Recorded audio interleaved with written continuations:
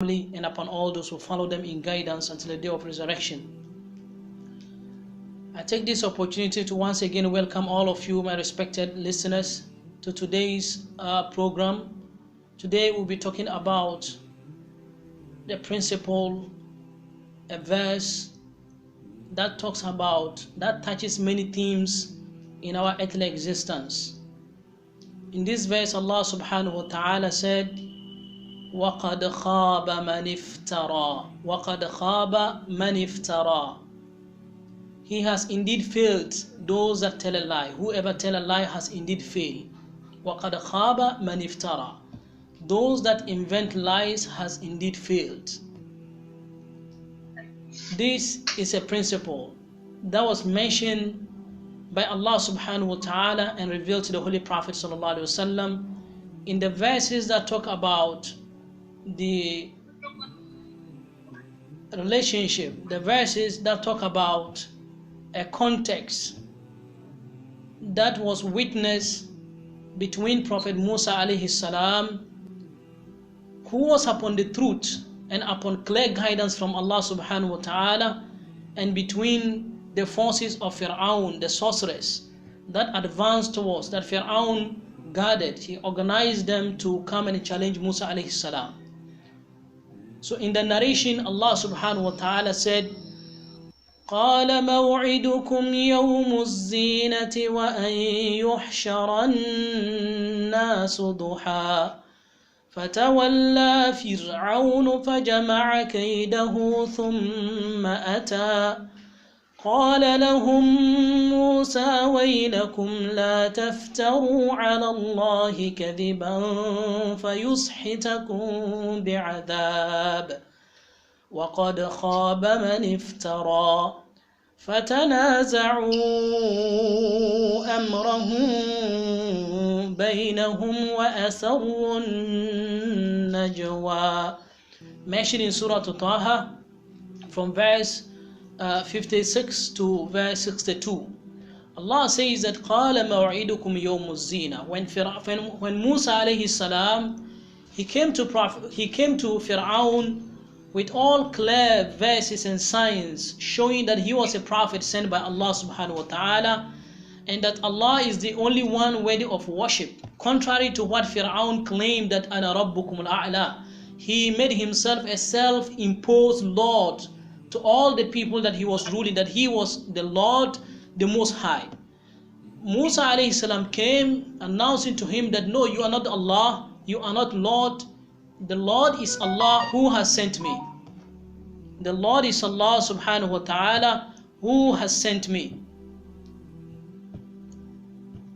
So Fir'aun asked Musa alayhi salam, do you have some signs to prove that you are a messenger from Allah subhanahu wa ta'ala to us? If you have such signs, kindly come alongside with them.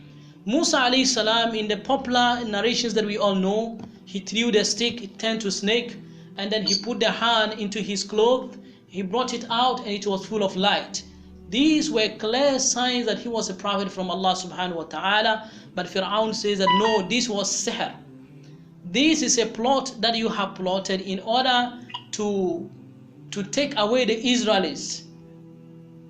So Musa alayhi salam did not have anything to show. He tried his best to convince them, but they never accepted that these signs were from Allah subhanahu wa ta'ala. Then Fir'aun said, we shall also try to prove to you that we have powers. So he went ahead to challenge Musa that he is going to bring some sorcerers to come and challenge Musa alayhi salam. So they asked for a time to agree. They asked for a time in which Musa alayhi salam will have to challenge these sorcerers. So Musa alayhi salam said that قَالَ مَوْعِدُكُمْ يَوْمُ الزِّينَةِ. Your agreed venue and time is يوم الزينة, the day of Eid. يوم الزينة حين يحتفل الناس. When people will adorn themselves, they will come out in their numbers to celebrate the Eid. That is going to be our appointment. وَأَنْ يُحْشَرَ النَّاسُ ضُحًى when people shall be well guarded, when people shall gather at the time midday, during midday. فَتَوَلَّى فِرْعَوْنُ فَجَمَعَ كَيْدَهُ ثُمَّ أَتَى. Then Fir'aun went away, فَجَمَعَ كَيْدَهُ, to organize his plot. ثُمَّ أَتَى, then he came.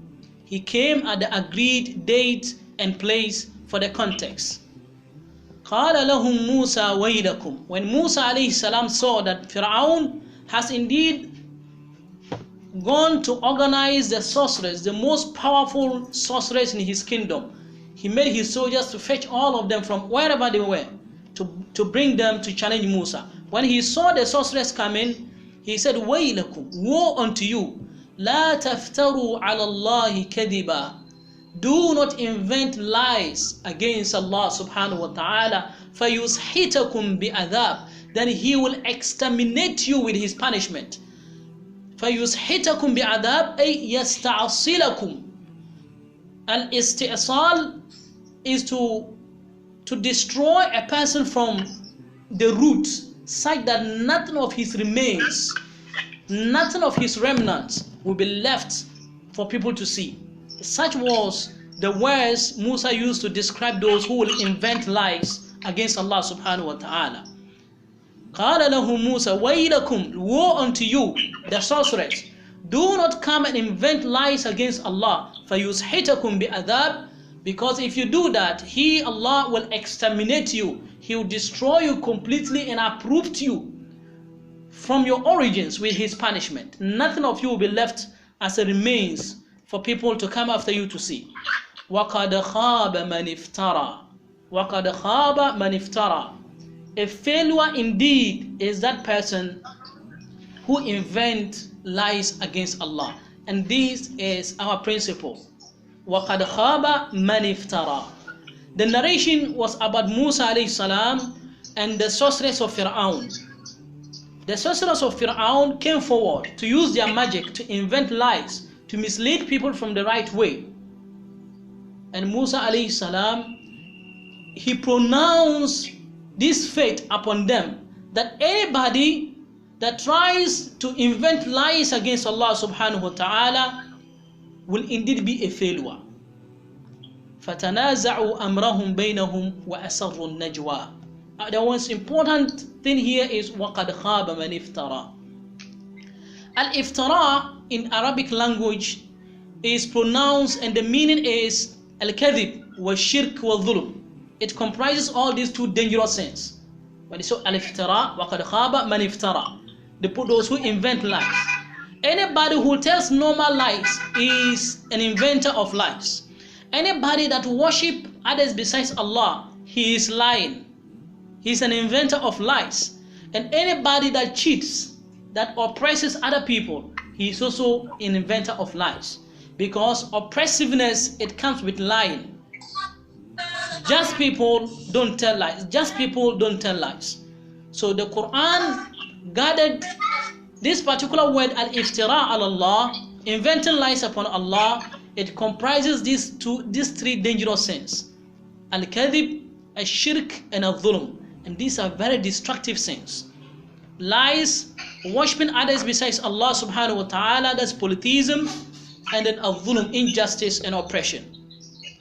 Ibn Qayyim rahimahullah, while he was talking about, he was giving a commentary about this verse, he said, وَقَدْ تَضَمَّنَ سُبْحَانَهُ أَنَّهُ لَا بُدَّ أَن يُخَيِّبَ أَهْلُ الْإِفْتِرَاءِ وَلَا يَهْدِيهِمْ. That Allah has guaranteed in this verse that He must surely make sure that people who invent lies are failures. This is a divine guarantee that anybody that invent lies will surely fail. He will never succeed. وَلَا يَهْدِيهِمْ, and Allah will never guide them. وَأَنَّهُ يُسْحِتَهُمْ بِهَذَابِ, and Allah subhanahu wa ta'ala, He will destroy them, such destruction that will uproot them from their roots and their origin, meaning they will be completely destroyed. Allah subhanahu wa ta'ala warns us again about inventing lies upon Him. He said, وَلَا تَقُولُوا لِمَا تَصِفُ أَلْسِنَتُكُمُ الْكَذِبَ هَذَا حَلَالٌ وَهَذَا حَرَامٌ لِتَفْتَرُوا عَلَى اللَّهِ الْكَذِبِ. Do not mention on what your tongues describes to people that this is halal and this is haram. The concept of what is lawful and what is unlawful is not left to the human imagination and the human description. It is Allah who describes and prescribes what is halal and what is haram. So if a human being is to come and tell people that do this or don't do this, whilst in the book of Allah and the revelation of Allah, those things goes contrary to the words of Allah subhanahu wa ta'ala, it means that that person is inventing lies upon Allah subhanahu wa ta'ala. And Allah says, إِنَّ الَّذِينَ يَفْتَرُونَ عَلَى اللَّهِ الْكَذِبَ لَا يُفْلِحُونَ. Those that invent lies upon Allah will never be successful. Just like the ayah says, وَقَدْ خَابَ مَنِ افْتَرَى. Failure indeed is those that invent lies. The same